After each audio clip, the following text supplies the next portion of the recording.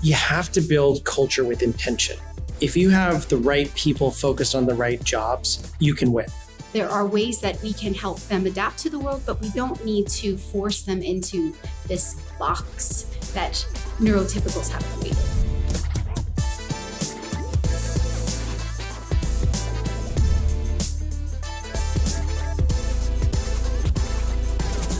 All right, guys, welcome to the President's Corner for Beyond the Science podcast. I'm your host, Gerard Trotman, where we dive deeper into people, the platforms, and make sure that we're getting to the passion behind the field of ABA.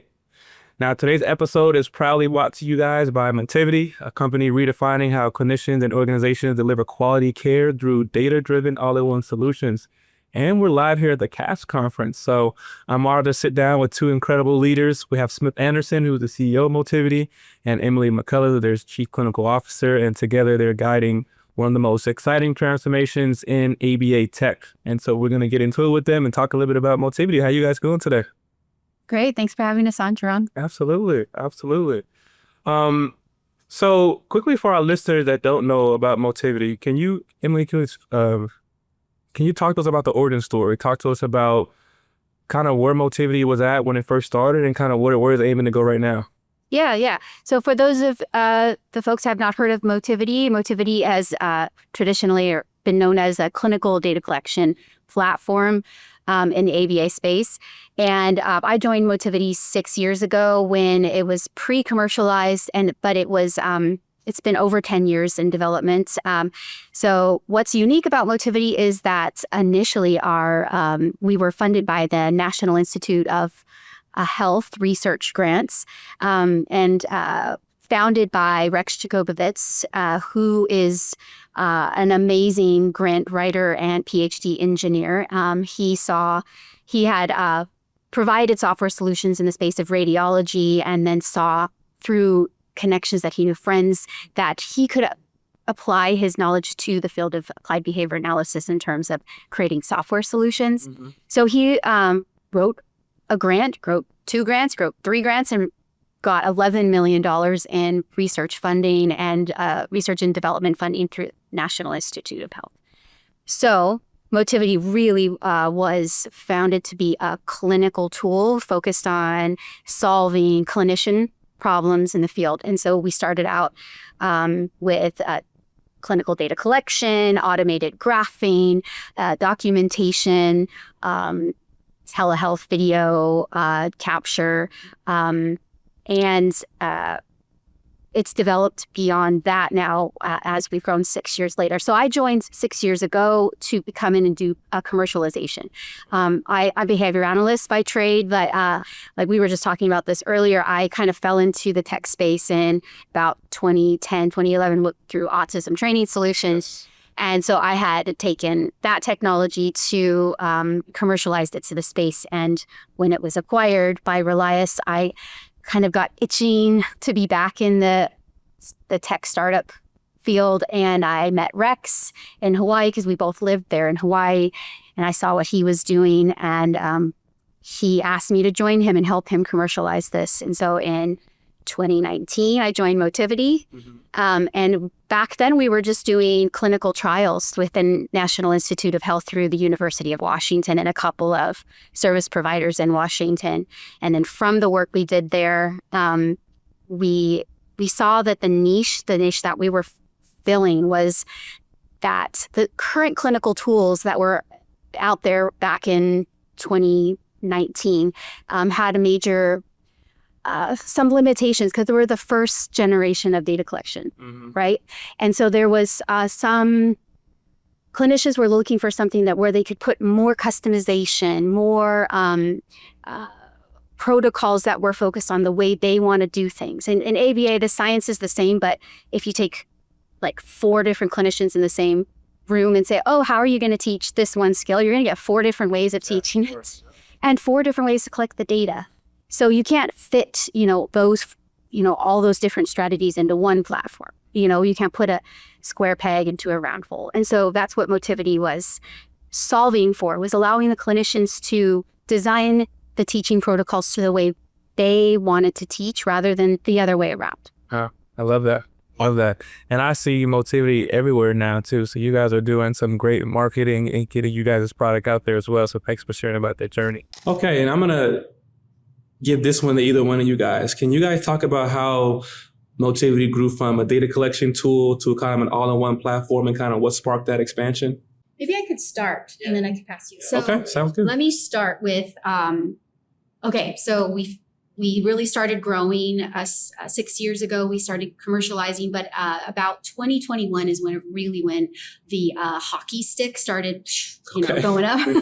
And this is when we said, hey, we're a clinical platform. We're focused on clinical outcomes and data collection tools. We really don't want to get distracted with, all of the practice management features at this stage. Let's just partner with groups that are just doing a great job with it. Then we can continue focusing on what we're good at and they can do what they're good at. So that was great. We had integrations with multiple practice management systems and we had good partnerships. We did that for a while. And after a while, we just kept hearing from our customers, we really love Motivity. We love your culture. We love your support. We love the people we talk to, and we want just one throat to choke. Yeah. I love it. And so we just got people requesting, couldn't you guys just do this as well? And so we really did start looking into how can we provide an all-in-one experience. And this is when we started looking at our partners to see if there was a really good culture fit to become an all-in-one platform, really put a lot of investment into that deep partnership.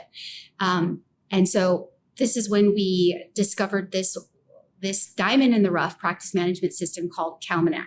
And Kalmanak has been built over 10 years. It was originally built for one of the largest ABA providers in the nation, that they still use it today. But they're based out of India, and they were just had their heads down, they're engineers, and they just didn't want to have to do all the work with commercialization. And we had really, like you just said, you've seen Motivity everywhere, and we kind of had relationships. We knew our customers' success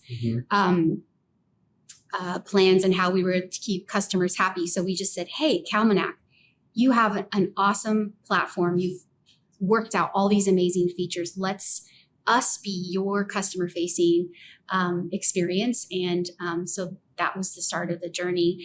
And then that's when we needed a round of funding so that we could make it real. And that's where I can introduce Smith into the story. I love it. Look, I think that a lot of times you look at any sort of industry where there's a lot of growth. You find that you can scale or you can have high quality products. And at Motivity, what we're trying to do is make sure that they're not mutually exclusive, right? So we can continue to grow and we can scale and we can keep quality high. And there was a couple of ways that we could go about doing that, right? You when you're looking for a deliverable, there's 3 options: fast, cheap, and good. And usually you get to pick 2. And in the case with Kalmanak, when we thought about launching our all-in-one, we could go build it fast and it probably wouldn't be as good and it would be super expensive. And what we decided to go out and do is find a best-in-class partner that allowed us to keep the quality of support and service as high as we expect on the clinical tool with our practice management solution. And in this new world where Motivity PM and Motivity Clinical work together, we're now able to make strategic decisions about product improvements that allow a clinician to really focus on better outcomes for their learners, but also a more sustainable business, right? And I think one of the things that I find so interesting is that when we're going and talking to a lot of our customers, their goal is helping kids evolve, right? And go through the treatments. We can already do that with Motivity Clinical. We know that we've built a flexible platform that can support any type of clinician in their therapy.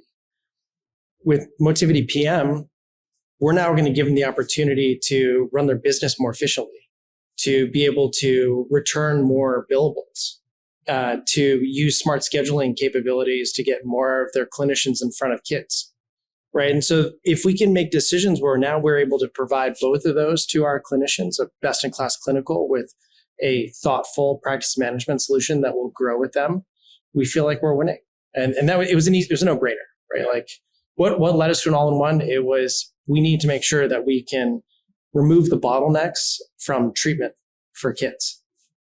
So that's how we got here. Yeah, I love that. And one thing that I hear about everybody who uses Motivity talk about is that culture that you guys have, the support that you guys give your customers as well when there may be some troubleshooting. So I guess either one of you guys, can you guys talk about the new features you guys have? You guys excited about any new features you guys have, especially on the practice management side, you guys can share with our listeners?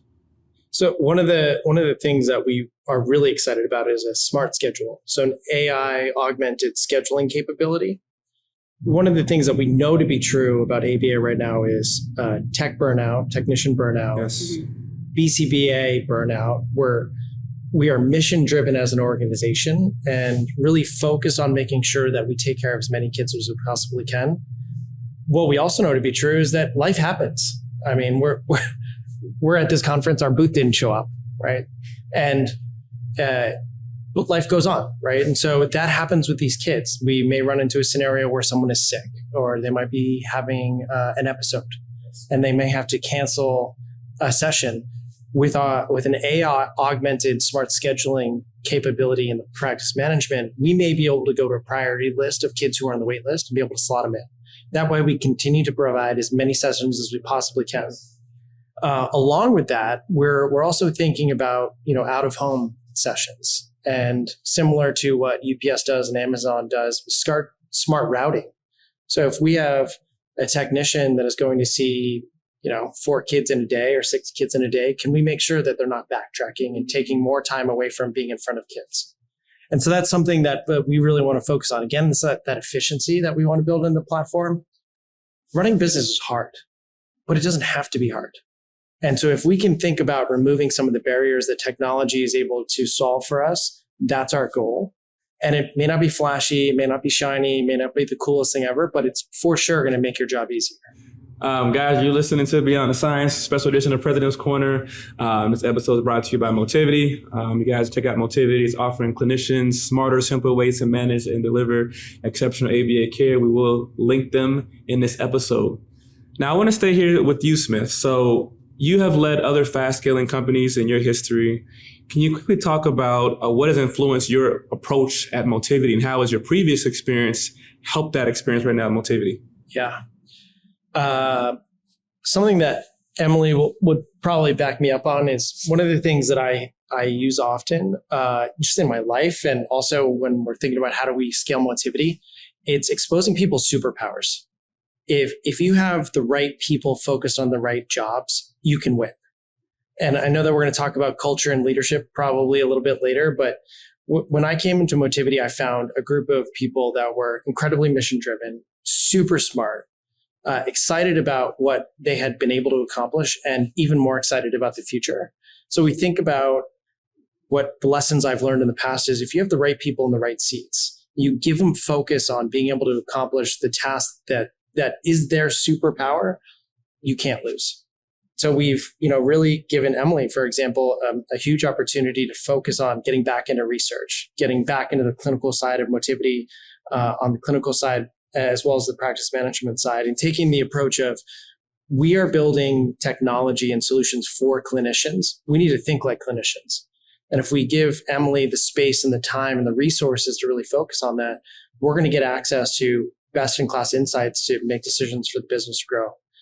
Same thing for Rex, right? Our founder, previous CEO, he now leads strategy and innovation. His time is only going to be spent in the clouds. What are the problems that we need to solve that we don't even know we need to solve yet? And I think that's what separates challengers like Motivity from some of the incumbents in the space, is that we're out here with an underdog mentality. Like, we're going to go try and win every single day.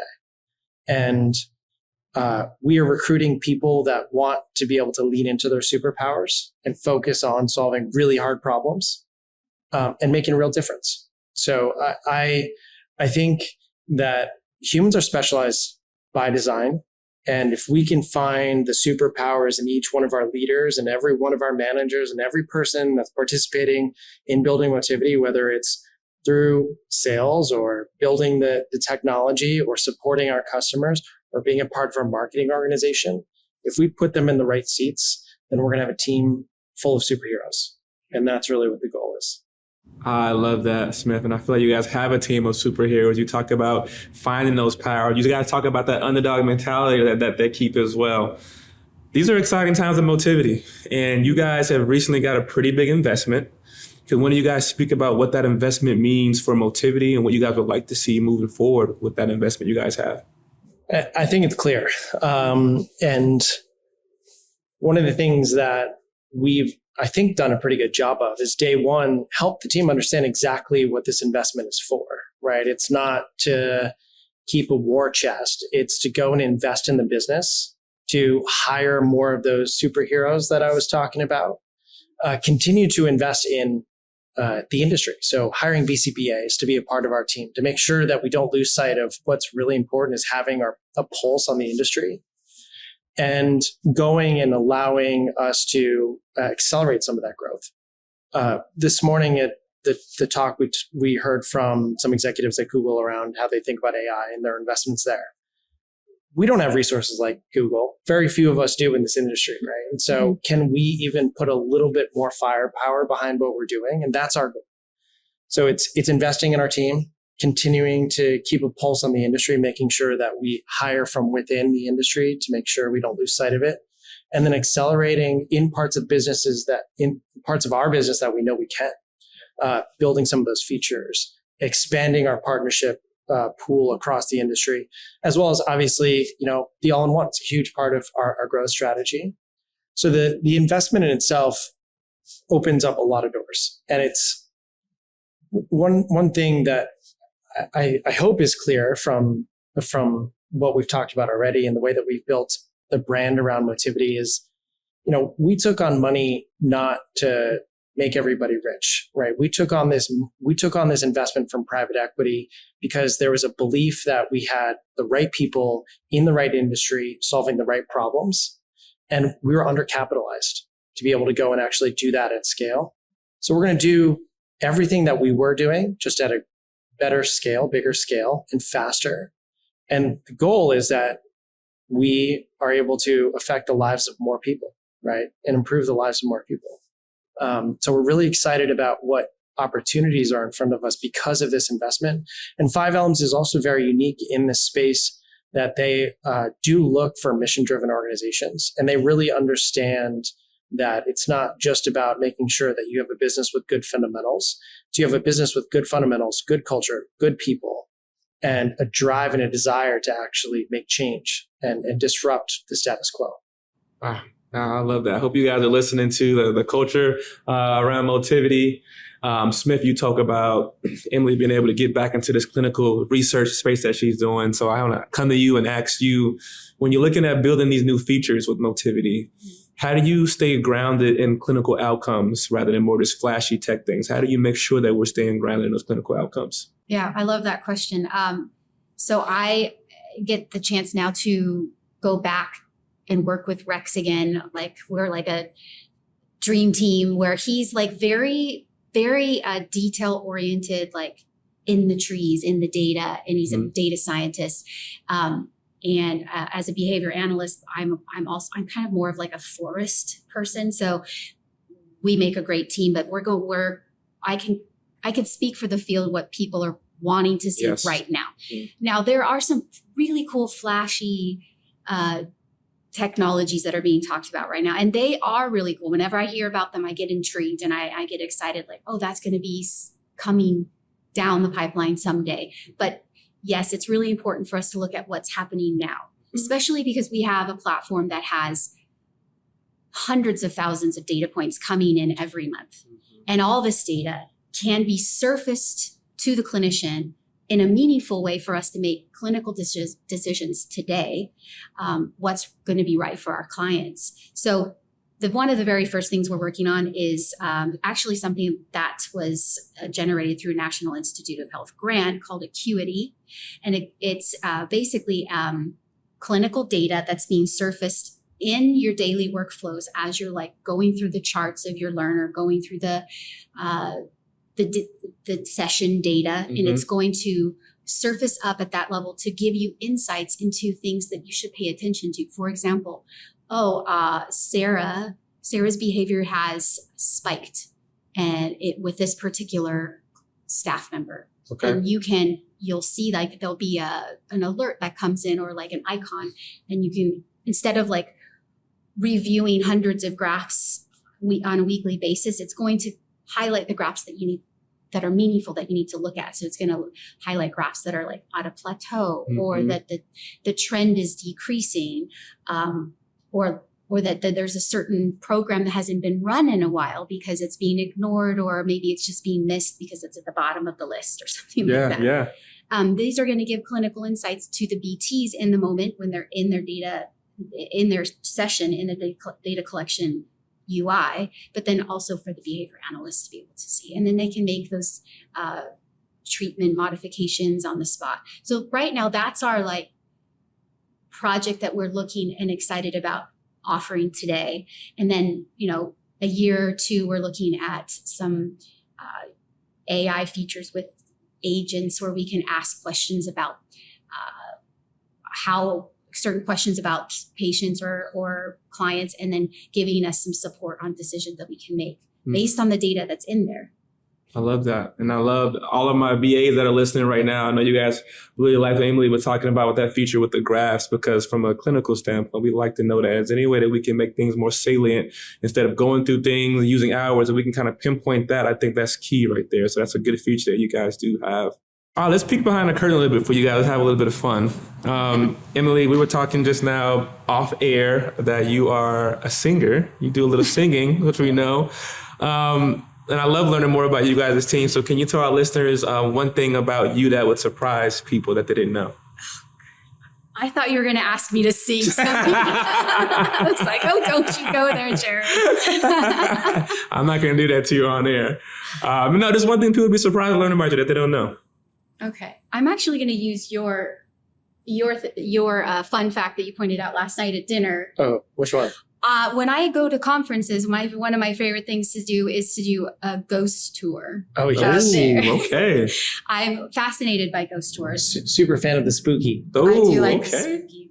I love that. And Smith, you have completed a lot of Ironman triathlons, I learned. Yeah, back in the day. Back in the day. But can you speak to our listeners about how that discipline shows up in your leadership style? I think that there's no question that there's a reason why a lot of these big consulting firms and big tech firms like to hire NCAA athletes, right? Because there is something to be said about setting out to accomplish a goal and accomplishing that goal at almost all costs, right? I mean, we are very conscious and thoughtful about mental health these days, and being building culture that supports employees. But we're out here as a challenger brand trying to solve really hard, big problems, right? And it requires commitment. Ironman is something that I don't know that I necessarily, when I was a little kid, said, I got to go do that. You graduate college and you end up with more time on your hands than maybe you did before. And so I thought, what's a really big goal accomplishment that I could just go out and try and do and challenge myself. I wasn't an endurance athlete in college, and got into it, fell in love with it. And the dedication and the commitment and the fun and the reward, you can find parallels in your job, right? And so that's, I think that's what led me there. Man, if you want to go out and do an Ironman, start while you're young. It's a young man's sport. Yes. Yeah. But you brought up those really good points too. And because you really do learn some of those things when you do events like that. I played basketball and I took a lot of those traits and carried it over to what I'm doing now. So when you say that, it resonates. Okay, we're going to speed this up a little bit too. I'm going to ask you guys a question. You're going to have 10 seconds to answer. Okay. Emily, you ready? Yeah. What's your go-to hype song when you need motivation? Ain't No Mountain High Enough. Great song. What you got, Smith? We Found Love. Is that what it is? The Rihanna song? Rihanna. Oh, yes. Yeah. Classic. Love it. Classic song. Love okay, it. you guys are doing good. Let's do one more. This is a little more serious for our listeners. If they could read one book or listen to one podcast. Let's say book because we know what podcast you can listen to. If you guys can recommend one book to our listeners that really influenced you, shaped you guys' life, what would you recommend? Can I say podcast? You can. Absolutely. So many books, but currently right now, a podcast that I really love listening to. It's called Breaking Down Patriarchy. Ooh, I know that one actually. You do? I do know that one. Yes. Oh, that's so good. It sounds a little bit negative, like anti-patriarchy. It's not. It's breaking down, meaning it's breaking it down to understand like why our society is built on patriarchy, and giving you guys a concept of like the pros and cons. And it's really fascinating. Yeah, once you start listening to it, you kind of hooked though. You kind of get hooked on that one. What about you, Smith? If you had a book or a podcast for our listeners that you'd recommend, what would it be?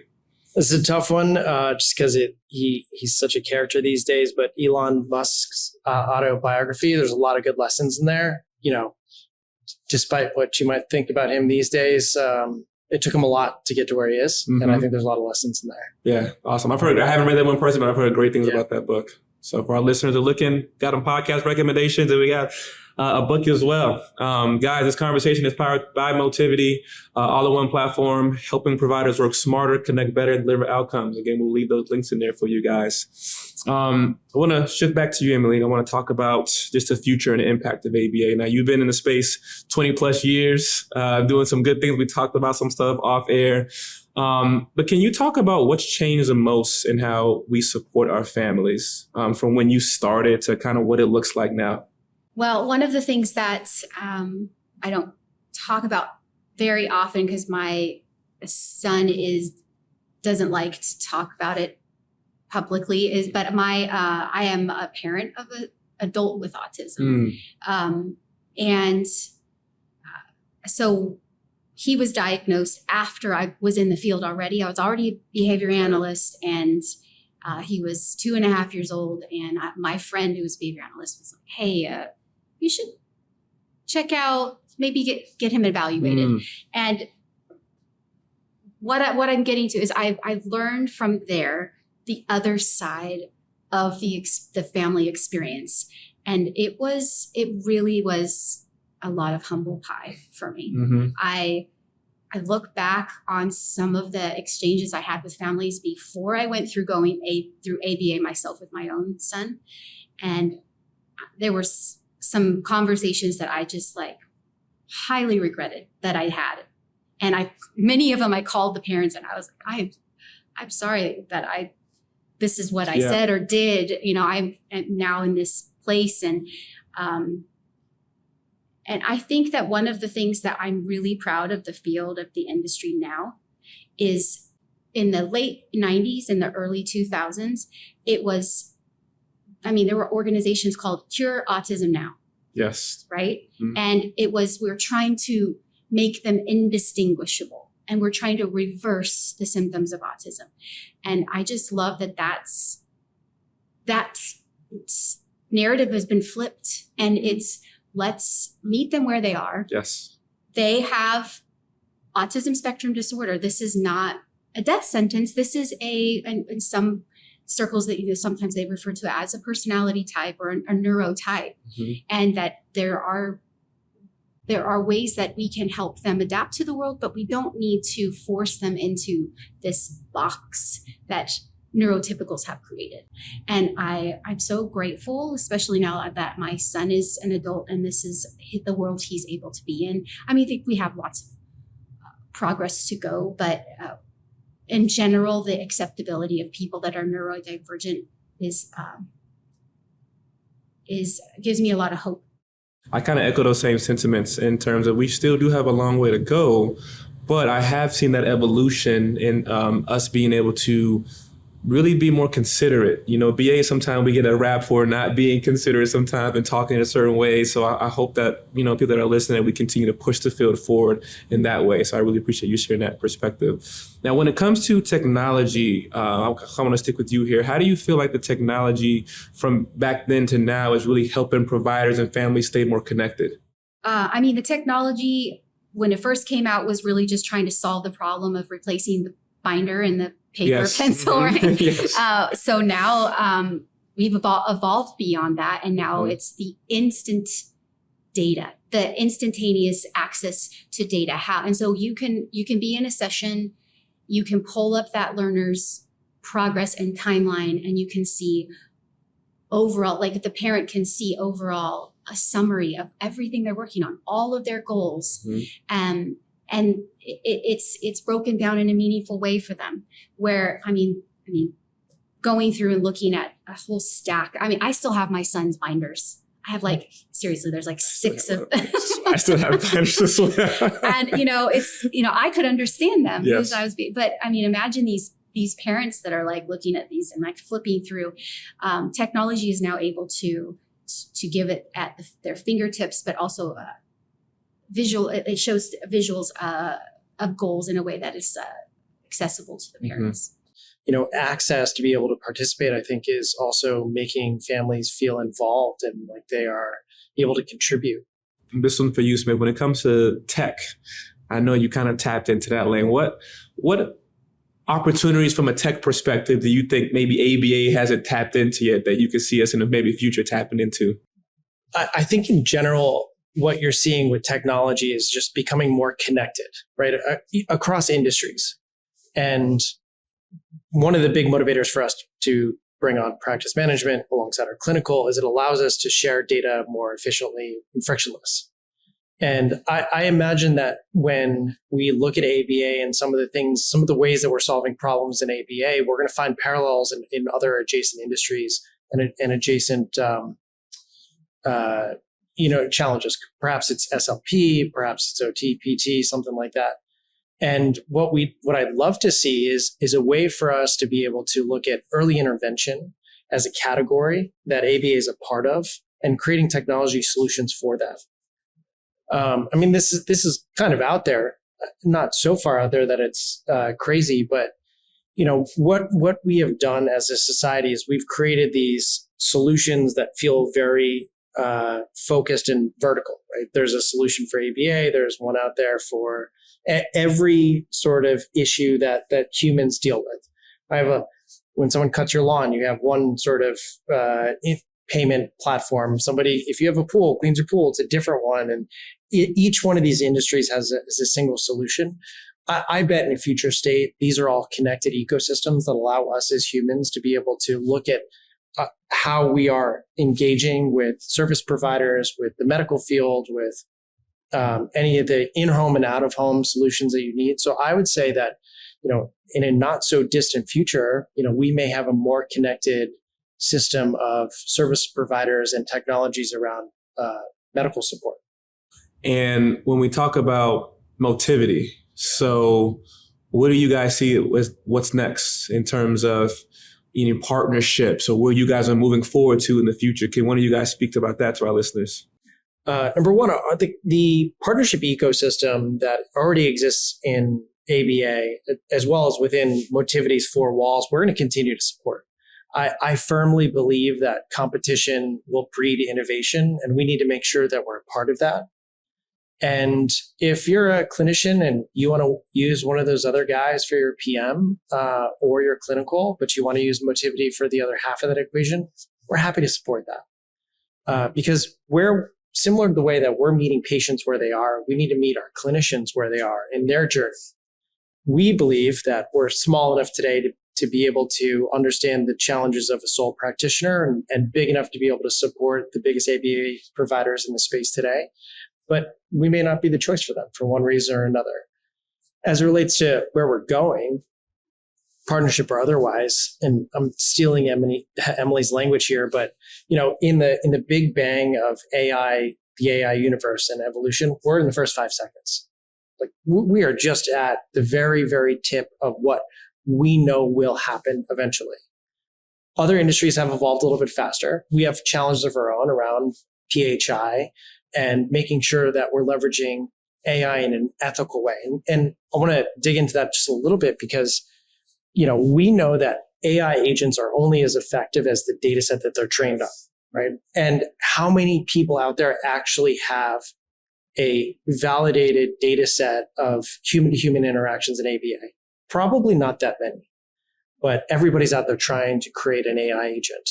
So one of the ways that at Motivity we're thinking about this is we have this massive, super unique data set where all time we can look back at an individual human-to-human interaction from the very beginning of Motivity. And every month we're collecting 20 million more human-to-human interactions. And when we think about leveraging that, number one, it has to be ethical. We need to make sure that we're trying to solve problems that we can solve with the data set that we own, and that we're surfacing it in the software in a way that allows the practitioner, whether it's a BCBA, a BT, or RBT, a clinic owner, to be actually able to make decisions, correct decisions based on that AI agent. So for us, it's a huge investment in AI, but doing it the right way. Does that mean it's going to be fast, cheap, and good? Probably not fast, probably not cheap, but we're going to do it the right way. So it's going to be good. And when I talk about the first 5 seconds of the big bang of the AI universe, truly in a year, we're probably going to be 7 seconds in. And it's going to take us time to be able to learn how to leverage the power that AI brings along with it. And I think that it's going to require the industry to also be thoughtful about how they adopt it, making sure that, do I think that we're going to go out and replace BTs tomorrow? Absolutely not. Do I think that that's something that we should even consider trying to solve right now? Probably not either.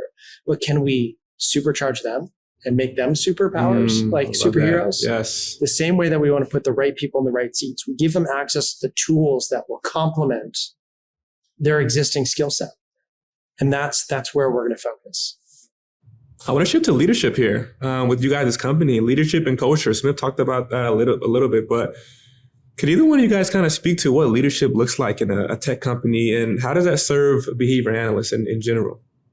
One of the things that we're seeing in Motivity that is unique, and Smith touched on this a little bit, is we're getting a wave of behavior analysts that have been in this field and have been working one-on-one with clients for years, and they want to find another way to make an impact. Yes.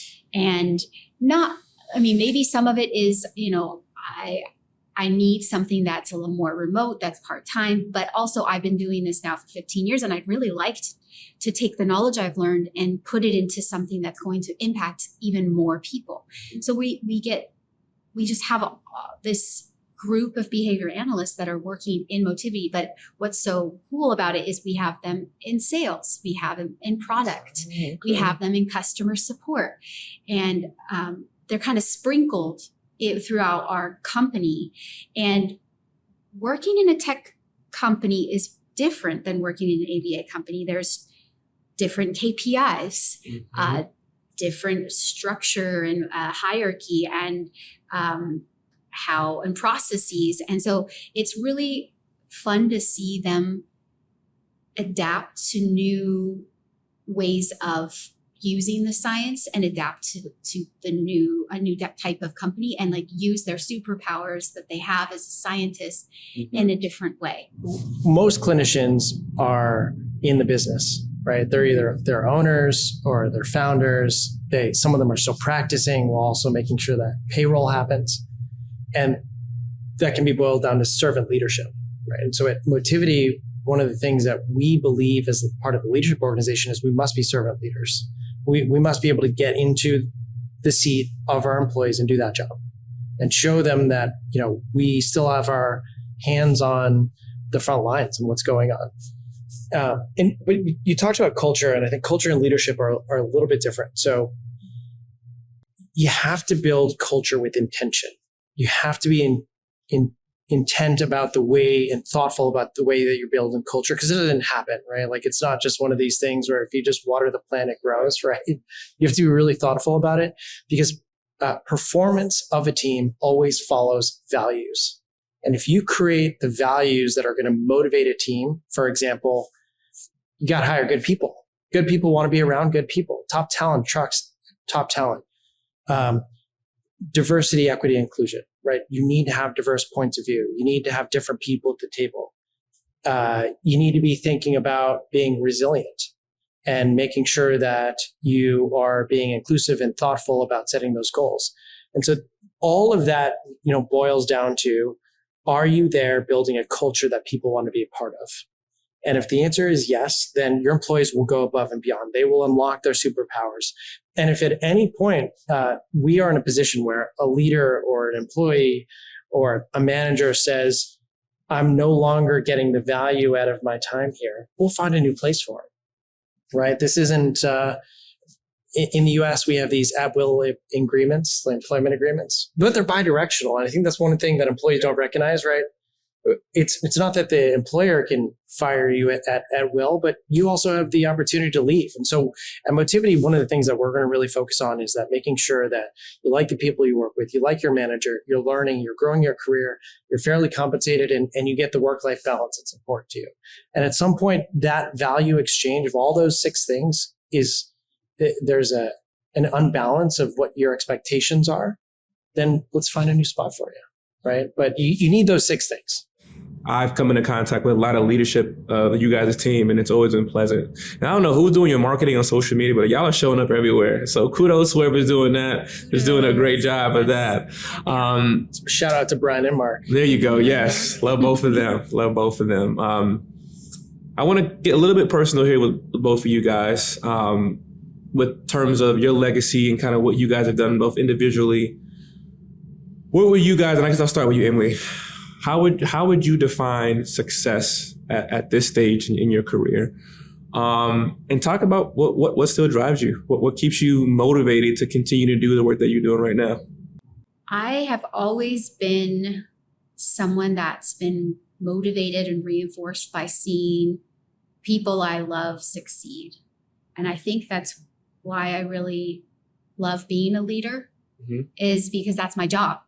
My job is to find people I love working with and help them succeed. And by not managing them and telling them how to do their job, but giving them the tools to do what they do really well and remove the barriers that are there in front of them and problem solve together. And I think that as I continue in my journey as a career, in my career, that's what I want to continue to do. I want to continue to support the people that I manage and help them succeed and find a career path that they're excited about. Because that just makes me excited too. Yeah.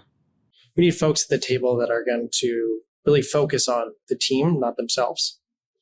I think it's a little bit of a loaded question. I don't know that I've thought too much about how I define success. I'm a builder, right? I just want to build. I want to build good teams. I want to build good culture. I want to build good product. And if you really focus on those things, then you tend to build good companies. And so for me, it's going to continue to be focused on that. And will the good company come? Will we build, the next Central Reach? Hopefully. But we're not setting out to do that. We are dead set on focused on making sure that we're building better outcomes for our learners. We're building more effective, efficient practice management software for our clinicians. And we have an amazing team that helps us do that. And if we focus on doing that really well, then maybe we'll be the next Central Reach. But we're not out there every day saying, how close to them are we, right? What is the saying? It's like comparison is the thief of joy. Joy. Yes, it is. And so all of my direction, all the leadership team's direction is focus on what we can control. And we can control those things.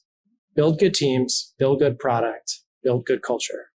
And then what will follow is a good company.